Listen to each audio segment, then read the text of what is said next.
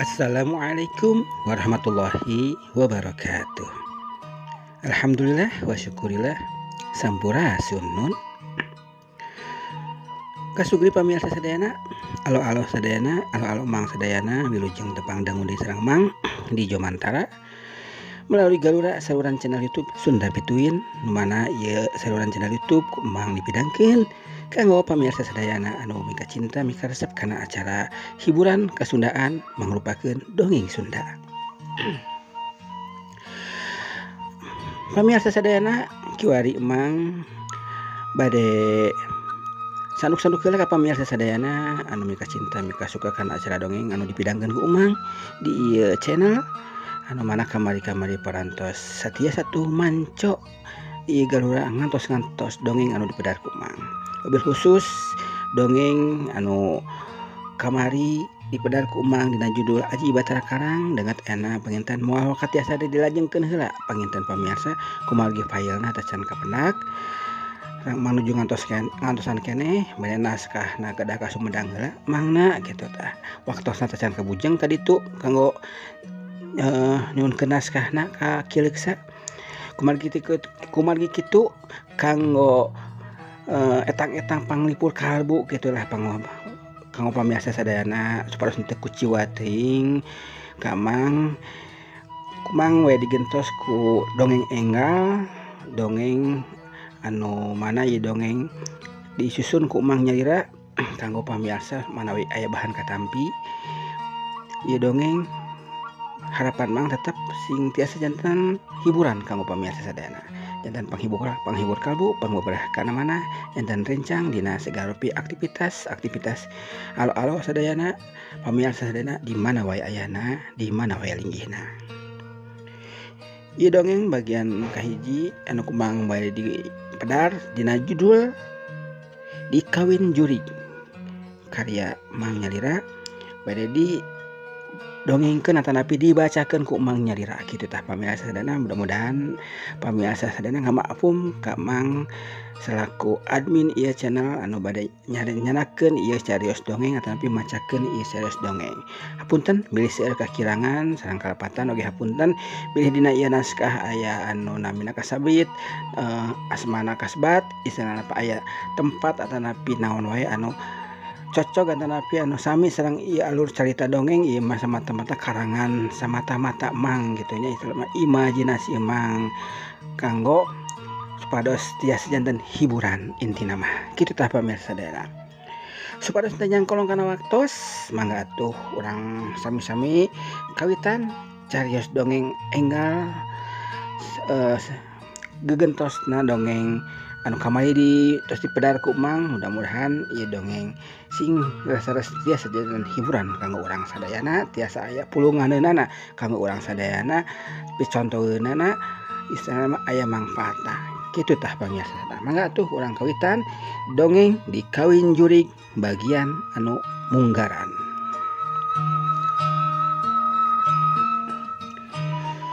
Dan antosan atuh capek Mang mah nyoba hanaang deh kitu gundemna hiji lalaki tengah tubuh anu pangawakanana pendek pusekel sirahna dibeungkeut ku totopong. Adi ngaranna eta lalaki anu busekel teh nu katelah mah Mang Oyon atawa Mang Oyon. Ke kagok atuh Mang tuh dihareup rek ngasomah ameh rada ieuh numaninah di dieu mah negla teuing ieuh-ieuhan atuh kitu jawaban tinu anu disebut aden ku Mang Oyon teh. Ari wastana eta teh nyaeta Rangga atanapi Den Rangga Den Angga anu katelah mah. Ari Den Angga teh putra hiji-hijina ku Darma ti lembur Caringin Nunggal. Ari Mang Oyon eta teh badega satiana Den Angga malah bisa disebut pangasuhna oge sabab ti Den Angga masih leutik pan diasuhna teh ku Mang Oyon pisan. Harita Mang Oyon keur ngarencangan Den Angga nuju ka hiji lembur nu dituju teh nyaeta ngaranna lembur panyileukan. Anu sabenerna mah tetanggaan lembur panyileukan jeung lembur caringin nunggal da estu teu kapisahkeun ku lembur sejena. Lembur anu kawilang pangdeuketna jeung lembur caringin nunggal ngan edas eta lalampahan menuju ka lembur panyeleukan teh bisa meakeun waktu setengah poe pamirsa sadayana. Kunaon tah? Lantaran lembur panyeleukan jeung lembur caringin nunggal teh kapisahkeun ku hiji walungan anu badag anu gede anu lebar kitu tah pamirsa. Jadi pantes pisan lalampahanna teh meakeun waktu kusabab bos cukang pikeun mentas eta nya ka eta walungan ti lembur panyeleukan ka lembur caringin nunggal. Jadi teu aya cukang teh penyeberangan teman aya nama teh jembatan gitu harita jaman harita mah gitu pamirsa. Kitu tah nu kacatur di ieu carios dongeng. Jadi yang di lembur panyeleukan ka lembur caringin bodas yang nempuhna teh kudu muter jalanna teh muter mun teu kitu hayang lada gancang nyaeta kudu motong jalan teu kudu muter teuing kitu tah pamirsa sadana. Ari jalan pintas antarpikeun motong jalan teh pikeun supaya gancang nepi ka lembur panjeleukan taya jalan sajen kajaba kudu ngaliwatan leuweung geledegan motong leuweung jalanna pamirsa supaya langkung cepet mah supaya teu lami teuing di perjalananna. Eta leuweung teh nu katelah mah ngaranna leuweung korod. Cenah mah kusabab angker loba makhluk demitna. Jadi diaranan wae leuweung korod. Kitu tah sasakalana eta leuweung. Da nepi ka danget harita oge arang langka jalma anu wani ngambah ka eta pileuweungan.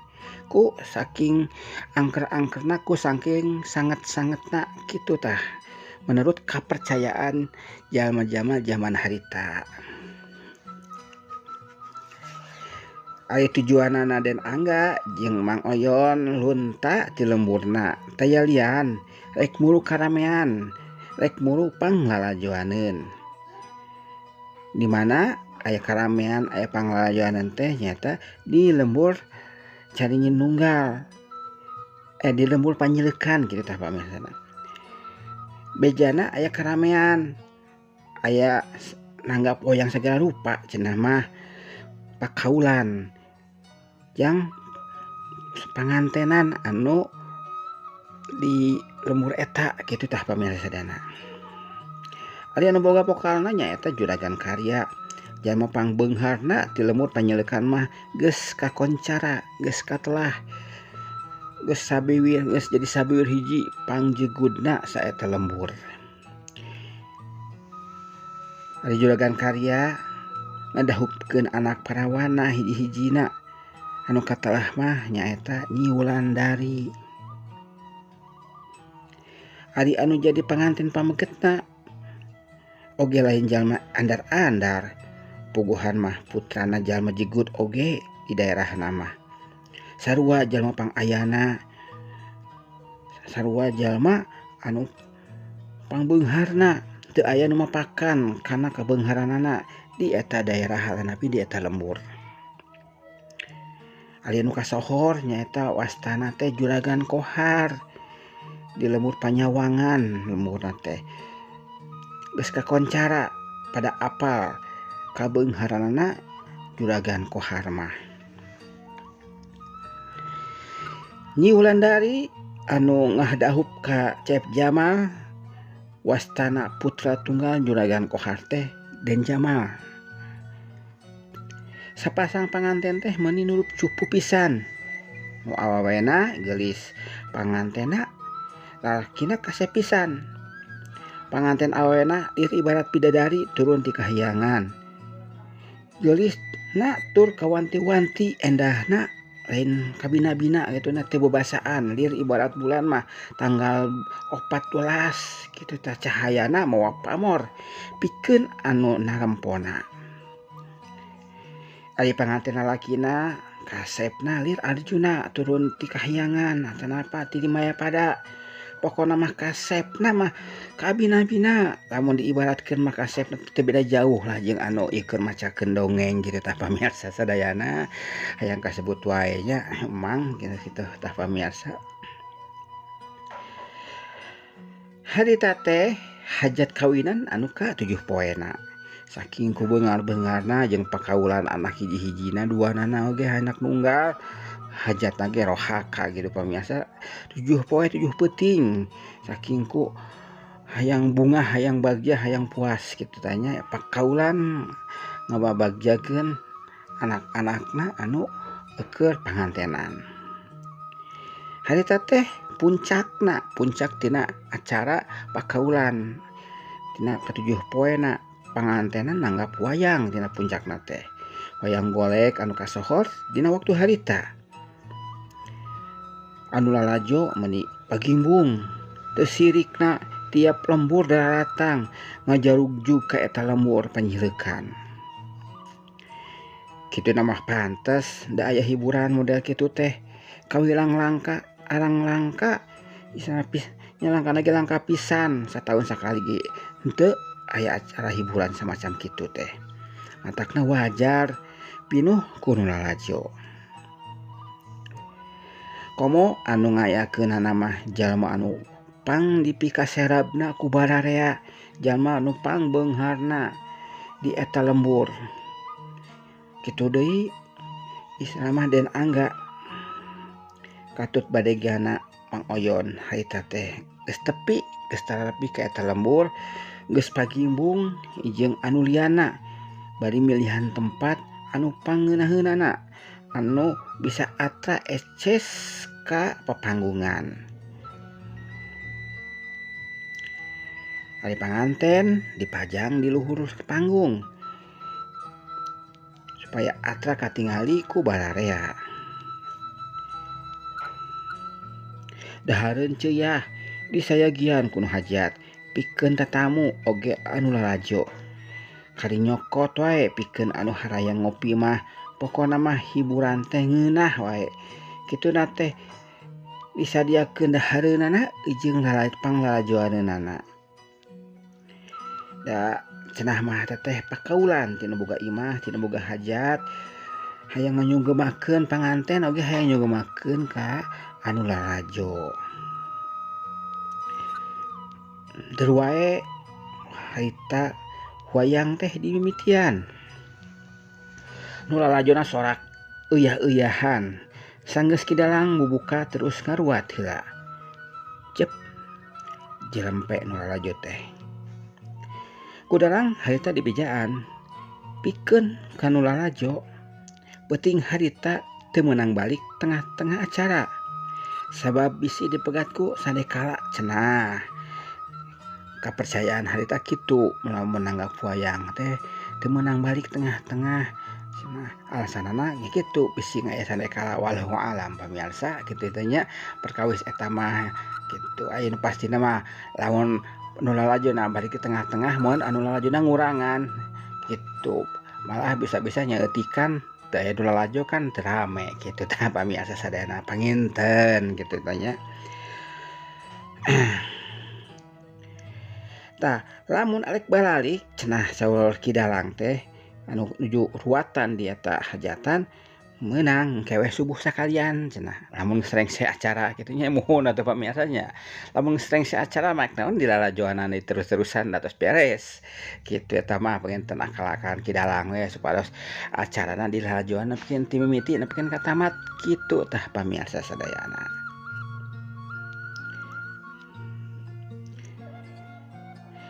Kidalang harita teh deur wae cerita wayangna dimimitianan sanggeus beres karuatna. Ari carita anu dipidangkeun ku kidalang nyaeta dina lalakon Astra Jingga Rarabi. Nu lalajo uyah-uyahan. Sanggeus adegan si Cepot kaluar jeung si Udel katutna gareng. Sabab lamun geus tokoh panakawan ieu kaluar geus pasti pikaseurieun mah moal eureun-eureun kitu tah pamirsa sadayana.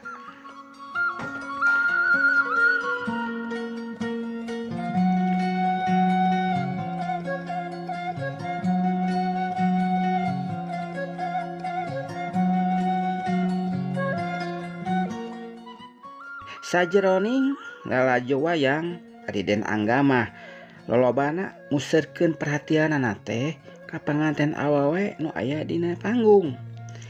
Jika anu kataji ku kegelisan panganten awewe.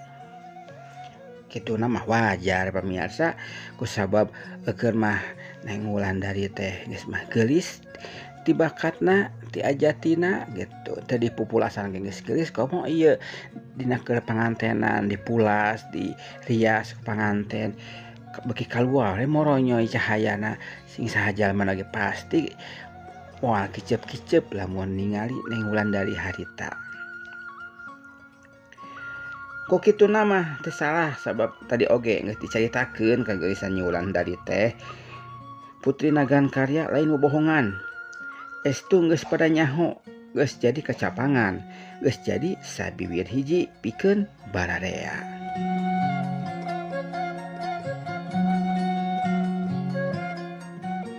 Teu karasa waktu teh nyerelek pisan cikeneh dul magrib.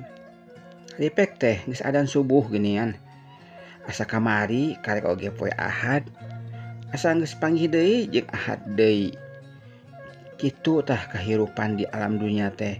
Waktu teh terus nyerelek, teu bisa dicegah, teu bisa dihalangan. Poe ka poe, bulan ka bulan asa kusingket.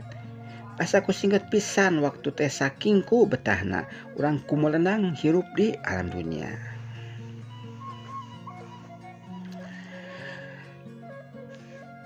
Ngaso heula pamirsa, ngaso heula mangnya ngopi heula sakedap nya.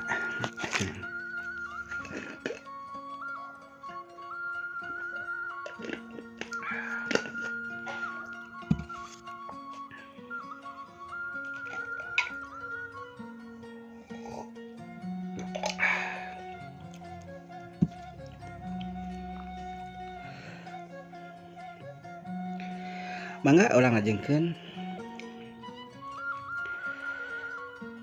harita oge kitu acara hiburan teh geus rengse, geus tutup lawang si Gotaka. Teu karasa sapeting jeput teh geus kaliwat.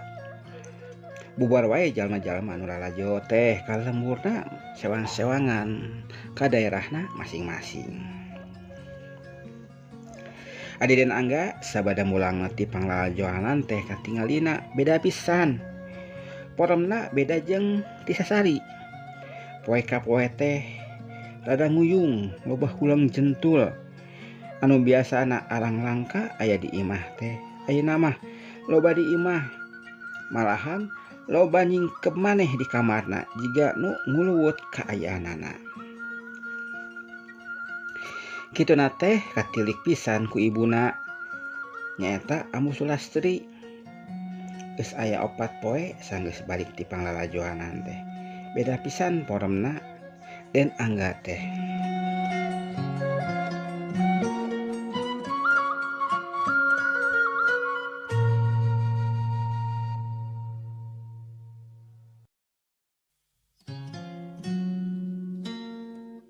Apana? Ambu Sulastri muka cacarita ka carogena nyaeta Ku Darma. Aya naon Ambu? Katinggalina teh aya kudanget daria. Ceuk Ku Darma ka bojona. Lain eta apana? Coba perhatoskeun budak urang teh. Katinggalina teh jiga nu nguluwut, murung, loba hulang jentul jeung arang kaluar ti kamar ginian. Diperhatikeun ku Ambu teh. Kituna teh nya ku Ambu diperhatikeun asa mulang ti panglalajoanan teu mul panyelikan teh ya. Kituna teh kalakuan anak urang teh katingali loba hulang jentul jiga aya nu dipikiran. Cobi atuh talik ku apana? Bisi aya nanaon? Kitu sasauragana Ambu Sulastri ka carogena. Ka sugri pamirsa sadayana anu nuju ngabandungan tangat ieu acara dongeng hatur nuhun kanggo perhatosanana, kanggo atensina hatur nuhun pisannya.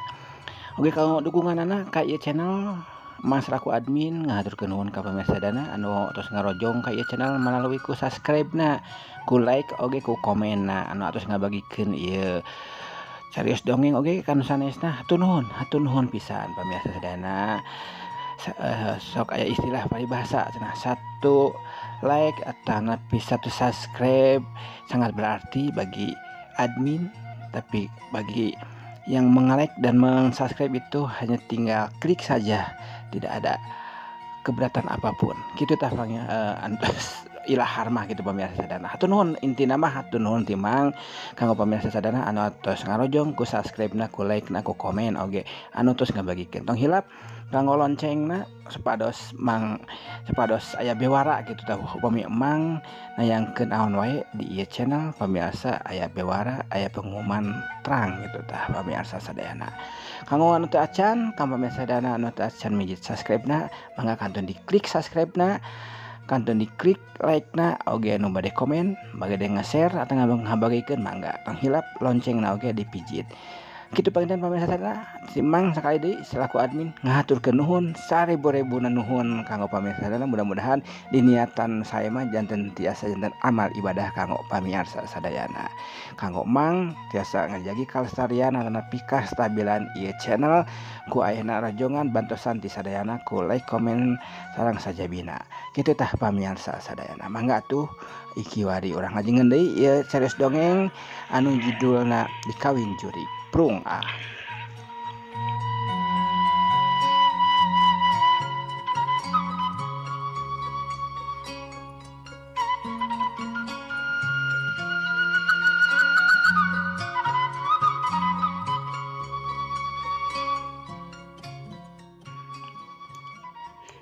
Ambuing kutan teh kitu kelakuan anak urang teh ambu. Walar keudan mah harita ka Ambu Sulastri.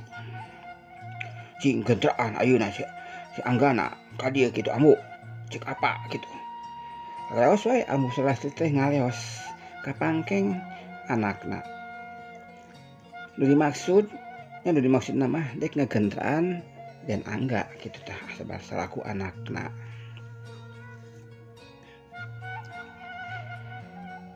Angga cik Ambu Sulastri ngagentraan ka Den Angga. Wah kieu ngaringkep keneh dienggon teu pararantos pisan pikeun budak bujang mah Angga. Ambu Sulastri ngagentraan anakna. Kulaan ohon ambu made aya pikasaeun naon atuh Den Angga ngawalna sebagai reda gitu tah jiga anu haloream gitu. Disaur ku apa kitu cenah ka dieu tong nyong koyot wae di kamar asa teu pararantes budak bujang mah kitu peta. Nah pada aya pikasaeun naon atuh ambu? Nya ka ditu we sampeurkeun tong loba tatanya saur Ambu Sulastri ka putrana. Mangga ambu.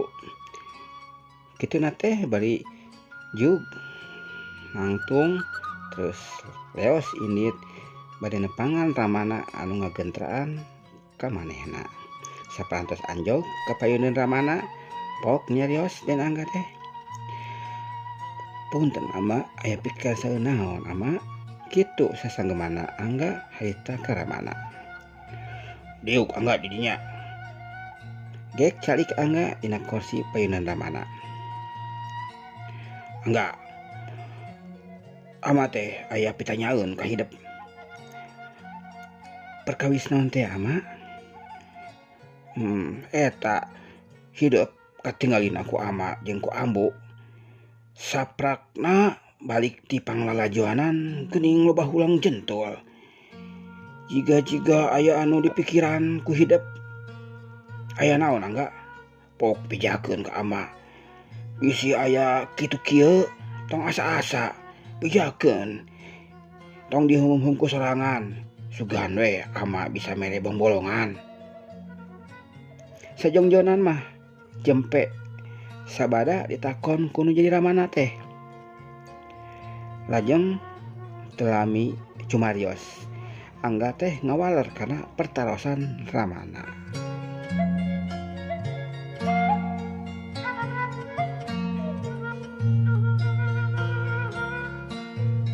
Sararesna mah isin abdi teh bade ngandalkeunana ama.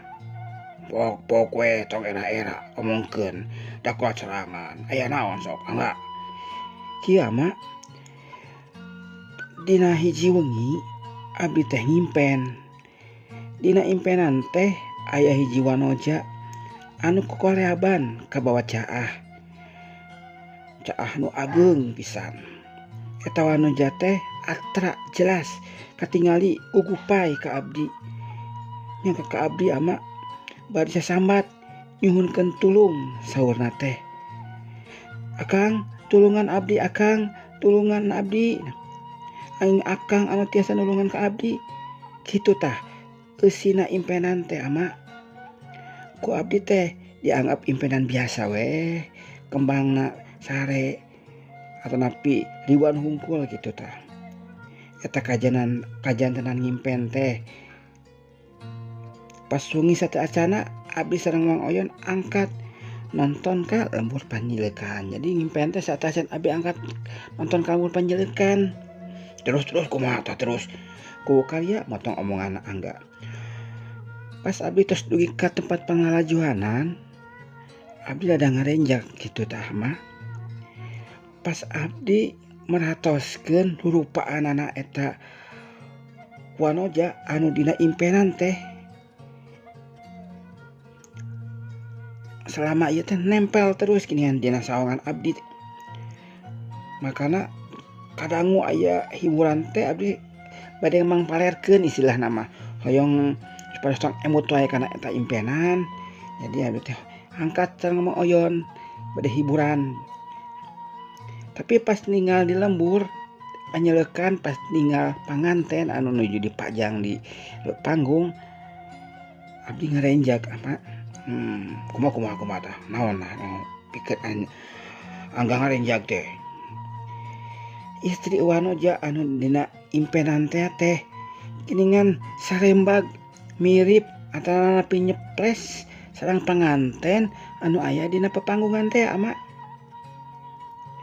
namun kumaha namun pas abdi tingali panganten anu dipajang di pepanggungan teh nya mirip nyeples abdi jadi kaemutan kana impenan eta ama kaemutan kana empunan anu tos ku abdi dihilap-hilap teh wanoja anu nyuhunkeun tulung ka abdi teh tiasa mirip tiasa sami apa mungkin karena rasa nungkul gitu tah ama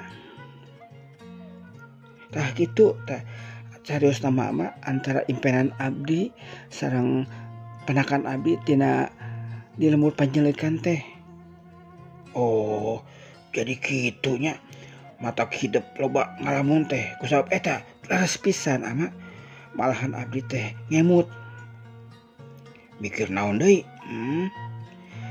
kumargi eta sawangan teh teu ical-ical wae tina emutan abdi katamih dikiatan ku pependakan di panjileukan ku panganten istri anu nyeples sareng anu dina impenan teh abdi ngemut sapertosna ieu teh sanes kararasan hungkul tapi aya cicire nu sanes anu teu acan kabuka rahasiana kitu tah mak pangemut abdi mah kinten-kinten pangemut ti ama kumaha tah perkawis pepenakan abdi ieu tah kitu geuning ambu anak urang teh keur aya anu dipikiran ku karya nyarios ka bojona anu ti tadi ukur ngabandungan obrolan anakna jeung salakina kutan teh kitu kasep anu jadi bang malu hate hidup teh kitu teh mana ambu Sulastri semuhun kitu pisan ambu ama jantan emutan abdi teh kinten-kinten kedah kumaha atuh abdi teh ku karya nyarios deui ka putrana kieu hidup anak kasep anak ama ngadenge kana caritaan hidup ieu teh ama oge sarua asa menang firasat anu beda tinu biasana beda karasana ku hate ama ngan ama teu bisa neuleman leuwih jero ieu teh jika aya pagawean berat ieu mah kitu cumariosna ku karya harita. Pamirsa sadayana, urang sakedik urang pancakaki heula kitu teh nya kanggo urang langkung tiasa neuleuman ka ku karma ku dharma kitu tah. Saha tah ku dharma teh? Ku dharma teh nyata hiji jalma anu luhung ku pangaweruh, pinter ku pangabisa, hiji jalma anu geus masagi tina ilmu kahirupanana. Makana dijadikeun kuwu di eta lembur. Makana amun teu aneh lamun ku dharma teh harita nyarita kitu. Apanan kuwu dharma teh geus katelah di lembur eta mah.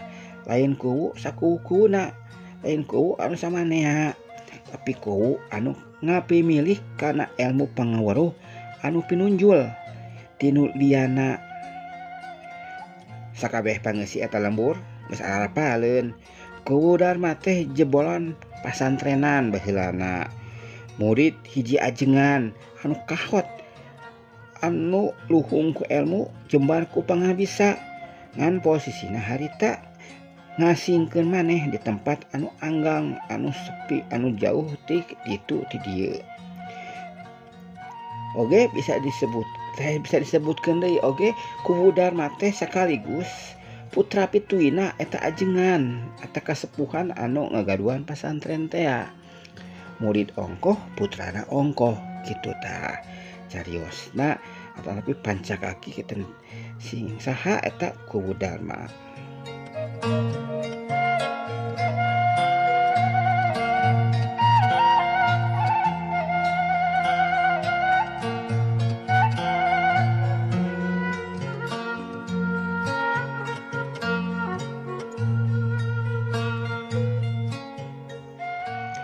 Semantawis urang tundah heula kita pamiasa kuntreng caturna keluarga kuwu dharma anu haita nuju rembugan atau menuju ngobrol antara kuwu dharma bojona sareng putrana.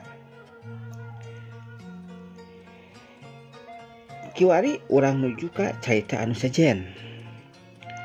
Nongke putrana carita anu sejen. Anu engke baris nyambung oge kana jejer carita ieu. Urang nyaritakeun heula hiji carita anu pernah kajadian.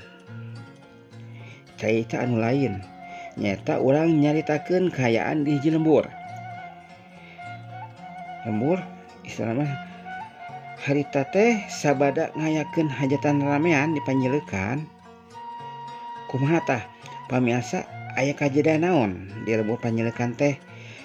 Sabada hajatan syukuran kawinan, nanging eta carios urang pedang ke enjing. Kumargi kiwari waktosna parantos henteu nyekapan. Urang cekapkeun heula dugi ka dieu pamirsa sadayana carios dikawin jurig anu kiwari munggaran ku umang di pedar. Ieu dongeng mudah-mudahan aya bahan katampi ku pamirsa sadayana. Oge ngahapunten sagala kakirangan sareng kalepatan dina macakeun ieu alur carita dongeng. Kitu tah pamirsa sadayana. Oge mah teu waleh isa mah neda dihapunten ka pamirsa sadayana tina tayangan-tayangan mangnu saatosna bilih aya nu nguciwakeun ka pamirsa sadayana. Hapunten pamirsa sadayana. Urang cikapkeun heula ieu dongeng dugi ka dieu. Insyaallah enjing urang patepang deui, patepang lawuh, paamprok jonghok di galura. Mudah-mudahan urang sadayana masih keneh di paparinan waktos tiasa patepang deui, masih keneh di paparinan umur ku Allah Subhanahu wa taala. Mudah-mudahan urang sadayana di paparinan kesehatan ku Allah Subhanahu wa taala, di paparinan keberkahan, kasinerjaan kitu teh ku Allah Subhanahu wa taala. Sakitu anu kapiatur ti Mang undur diri heula. Insyaallah urang patepang di anjing ayeuna Mang bade undur amit mundur amit mungkur ti pamirsa sadayana. Wabillahi taufiq wal hidayah. Wassalamualaikum warahmatullahi wabarakatuh. Cag